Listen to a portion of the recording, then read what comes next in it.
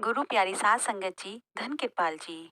जब भी हम महाराज जी के आश्रम में पहली बार जाते हैं तो बहुत सारी शंकाएं, बहुत सारी चुनौतियां महाराज जी के लिए लेकर जाते हैं कि देखते हैं क्या वो ये सब जानते हैं, क्या वो हमारी इच्छा पूरी कर पाएंगे, क्या वो मेरे मन का संशय पढ़ पाएंगे। और हम ये देखते हैं कि वहां से आने के बाद कुछ समय बाद हमारी सारी प्रॉब्लम्स धीरे धीरे सॉल्व होनी शुरू हो जाती है। आइए जानते हैं कैसे इस वृतांत के साथ। माता कैलाशवती, जिन्होंने संत कृपाल सिंह जी महाराज जी से नामदान लिया हुआ था, उनके पति अभी नामलेवा नहीं थे।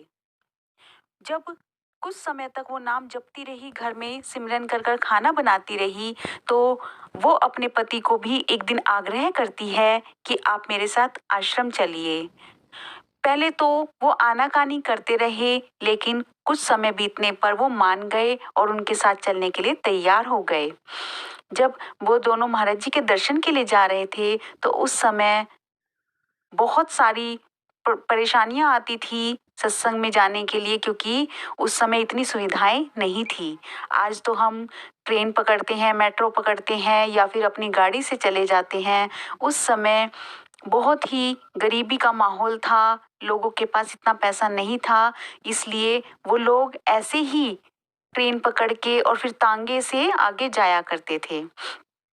तो जब वो ट्रेन में भी पैसा काफ़ी लगता था, तो इसलिए कुछ लोग तो तांगे से ही आगे सवारी कर लिया करते थे। तांगे की मजदूरी उस समय पे कम हुआ करती थी, क्योंकि बहुत ज़्यादा गरीबी थी, तो लोग कम पैसों में भी तांगा चला लिया करते थे। अब वो जब जा रहे थे, तो जाते जाते एक बार रास्ते में रुके टॉयलेट वगैरह जाने के लिए, फिर उसके बाद फिर तांगे में बैठ गए, तांगे वाले ने थोड़ी देर के लिए आराम किया, फिर आगे चल दिए, फिर ऐसे उतरे। तो ऐसे करते करते वो महाराज जी के आश्रम में पहुंचे। जब वो आश्रम में पहुंचने से कुछ ही देर पहले उन्होंने देखा कि वो अपने कंधे पे एक लोई लेके जाया करते थे, तो वो कंधे पे उनकी लोई नहीं थी।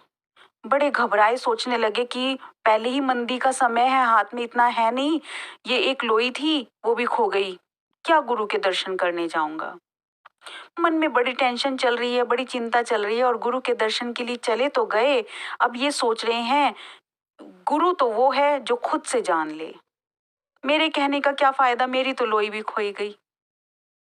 अब ऐसे ही करते करते महाराज जी स्टेज पर आए और महाराज जी ने सत्संग किया। सत्संग के बाद जब महाराज जी दर्शन देने लगे, तो महाराज जी उनके आगे से जाने लगे, फिर वापस आए और बोले, बेटा की हाल है।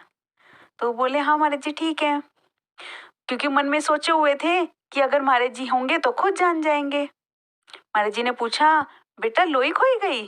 कोई बात नहीं, कोई गल नहीं, तीसरे दिन ਤੁਹਾਡੇ घर पहुंच जाएगी। अब ये बात सुनकर थोड़ा तो अजीब सा लगा कि ऐसे कैसे हो सकता है कि कोई भी ऐसे बोल दे 3 दिन बाद तुम्हारे घर पहुंच जाएगी, और क्या इनके कहने से पहुंच ही जाएगी। मन बड़ा परेशान था, विचलित था, इस बात पे टिक नहीं रहा था, और ये सोच रहे थे कि लो, मैं तो अच्छा दर्शन करने के लिए आया, मेरी तो लोई भी खोई गई। इसी चक्कर में उन्होंने ढंग से दर्शन भी नहीं किए, और समय ऐसे ही व्यतीत हो गया। वो लोग वापस आ गए।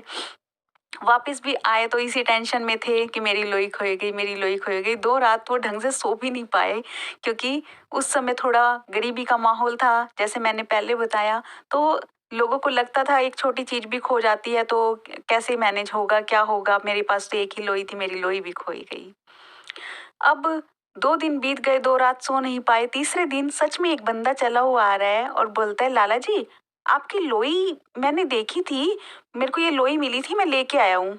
क्योंकि आप अपने कंधे पर रखते हो। जब मैं वहां पर रुका, कहीं पर खेत का जगह थी, तो वहां पर जब मैं उतरा रुका तो देखा कि ऐसी लोई तो लाला जी गले पे डालते हैं, अपने कंधे पर रखते हैं, तो मैं इसलिए आपके लिए उठा लाया कि ये आपकी लोई है क्या।